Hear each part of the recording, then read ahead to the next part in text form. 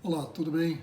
Essa semana conversamos no canal Vamos Consertar o Brasil, conversamos sobre as estratégias que eu acho que nós precisamos implementar e aplicar para melhorar o país e construir um Brasil melhor. Dentre elas, eu falei que havia 5 estratégias, só recordando que eu acho que as ações têm que ser globais, têm que ser holísticas, envolvendo as diversas áreas de solução, e em forma de mutirão. Nós não podemos fazer nada de forma isolada, e se tem que fazer de forma de impacto, de grande impacto, porque os nossos problemas são urgentes, são emergentes, e o tempo hoje nós temos que resolvê-los de uma forma rápida.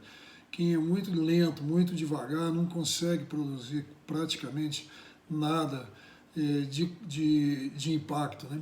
Nós temos que replicar modelos, né? Deixei bem claro que nós precisamos replicar modelos que já deram certos em outros países, em outras cidades e tudo, e que a nossa maior força de trabalho, por incrível que pareça, na minha opinião, não é o governo, nem federal, nem estadual, nem municipal, mas é a equipe de voluntários da sociedade mesmo, da população interessada em melhorar alguma coisa, com o apoio governamental. Então, hoje eu queria falar um pouquinho sobre alguns dos problemas importantes no Brasil, que é a questão da educação. Como que eu vejo isso? Eu vejo que, por exemplo, eu defini que 6 situações importantes que é muito importante discutir, que é a questão da qualidade de ensino, o currículo escolar, a carga horária, né, o número de escola por número de habitantes, a disponibilidade de transporte e algumas atividades sociais, culturais, intelectuais e esportivas dentro das escolas, que não são tão difíceis assim, ao meu ver, de serem implementados. Mas o que acontece é que no Brasil hoje, por exemplo, em relação à qualidade de ensino, se reclama muito que o professor ganha mal. Eu acho que isso aí é uma balela, porque hoje o piso salarial de um professor da rede pública está quase R$ 4.000, é 3.850. E a média salarial no Brasil é de R$ 6.000. Então, o que acontece é que existe na sociedade brasileira hoje uma coisa de fazer um discurso politicamente correto e de transformar todas as categorias nos pobres coitadinhos. Então, vitimizar o profissional. Se você for ver, um salário aí da ordem de R$ 4.000 a R$ 6.000 para um professor de uma rede pública para trabalhar 40 horas não é pouco. O que acontece é que o salário é bom, a seleção é mal feita, muitas vezes os professores não são bem selecionados, já na sua origem, professor com vocação para serem professores, né? E aqueles que entram ficam ali com conhecimento original, não passam por reciclagem, por treinamento. Agora, existe um problema muito maior dentro dessa categoria, dentro da UFCE, é o absenteísmo. Um número muito grande de professor que vive recebendo salário, dormindo em casa, reclamando, falando mal do sistema público de educação e não vai trabalhar. Greves, todo ano greves geral, sindicalização muito forte, é uma reclamação terrível e muitos estão de licença maternidade, licença médica, licença tudo, tem problema psiquiátrico, psicológico. Isso é uma coisa que a sociedade não suporta. Qualquer dorzinha de cabeça o cara já não vai, já pega uma licença, já pega um atestado médico. Isso é muito ruim para numa área tão importante, tão básica como educação, ter uma postura dessa. Outra coisa é o próprio currículo escolar. O currículo escolar das escolas públicas está atrelado à Secretaria de Educação, que tem que cumprir um protocolo e um currículo já pré-estabelecido, feito pelo Ministério da Educação, que na grande maioria é totalmente inadequado, ou a faixa etária, ou a região. Você vê o mesmo ensino que é ensinado dentro das escolas de cidades de alto poder aquisitivo é o currículo escolar de cidades rurais, de cidades menores. Então são coisas totalmente descabidas. Então teria que ser feito um ajuste, por exemplo, mas uma adequação melhor em função das faixas etárias. Por exemplo, o meu filho, os meus filhos mais velhos, que hoje já estão com 37 anos, 36, uma vez eu fui nos colégios mais nobres do Distrito Federal, que é o Colégio Marista, uma criança com 8 anos aprendendo botânica pura. Eu tinha que saber o que era um estame, um estilete, uma antera, um pólen. Eu fui lá sem considerar que tinha aula de fotossíntese. Então eu fui na escola e falei com o diretor, com o geral na área de ensino. Ele falou, esse é o currículo, infelizmente se o senhor não concordar, o senhor tira o seu filho da escola. Então a gente vê que não há uma mobilização nem das escolas públicas, nem das escolas privadas, para realmente adequar o currículo exato, fazer um currículo mais apropriado para as faixas etárias.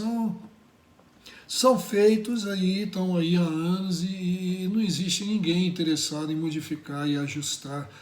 Por exemplo, nós sabemos que hoje as escolas ensinam datas históricas de coisas que não têm a menor importância histórica. Né? Eu tinha um filho que hoje ele é físico, mas quando ele era criança ele estudou comigo, a minha esposa viajou, estudou comigo, ele tirou 3 em ciência, e ele é um cientista hoje, ele é um físico. Porque só as perguntas na prova falavam, isso não interessa, isso aí é muito desapropriado para a sua faixa etária, ainda que só tem 10 anos. E ele ficou até um pouco traumatizado de não estudar comigo mais, porque tudo eu achava que estava acima da capacidade dele de aprendizado e realmente estava. Então ele tinha que fazer aqueles modelos de decorar e não sabia nem o que significava aquilo que ele estava falando. Você vê hoje, por exemplo, no Brasil, a carga horária, nós temos que caminhar para uma educação de 8 horas por dia, no mínimo. O número de escolas, isso pode realmente é variável, mas as escolas não podem estar muito longe. Tem que ter um número suficiente de escola por 1.000 habitantes, de modo que a escola é uma coisa que, assim como o supermercado, tem que estar perto de casa, tem que ter transporte escolar para aqueles que estudam, que estudam em áreas mais distantes. Né? Você vê também, por exemplo, uma das coisas que eu acho que mais motiva um estudante de segundo grau, um adolescente, são as atividades esportivas culturais. Quer dizer, são aquelas atividades relacionadas à música, até um festival dentro da escola, né, para buscar os talentos, quer dizer, aulas de teatro e feira de ciência. Hoje, se você pega um jovem, um adolescente, e coloca ele numa feira de ciência para ele desenvolver um projeto, ele vai para a escola todo dia feliz, orgulhoso de estar participando de alguma coisa na área científica como professor.